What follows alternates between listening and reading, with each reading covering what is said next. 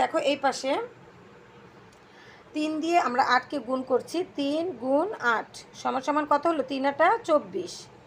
আবার এখানে 4 আর 6 যদি গুণ করি, 4 6 6 গুণ 4 সমান সমান কী হবে? কত হবে দেখো? 4 6 24। দেখো এটা কিন্তু রেজাল্ট দুটো মিলে গিয়েছে, অর্থাৎ এই ভগ্নাংশ এবং এই ভগ্নাংশ, এই দুই ভগ্নাংশ হচ্ছে সমতুল ভগ্নাংশ।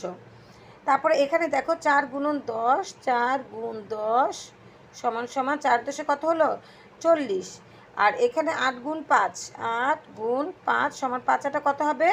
40 হবে। অর্থাৎ দেখো এদেরও কিন্তু রেজাল্ট মিলে গিয়েছে, অর্থাৎ এরা হচ্ছে সমতুল ভগ্নাংশ। অর্থাৎ আমরা দেখো সমতুল ভগ্নাংশ পেয়ে গিয়েছি। তো এখানে বলেছে 3 ভাগের 1 ও 4 ভাগের 1-এর সমতুল ভগ্নাংশ আমরা নির্ণয় করি। দেখো এই যে সমতুল ভগ্নাংশটা নির্ণয় করার কথা বলেছে না, এটা আমি এখানে আমরা করছি। দেখো উপরে 1 নিচে 3 দিলাম, তারপর উপরে 1 নিচে 4। এখন আমরা এটা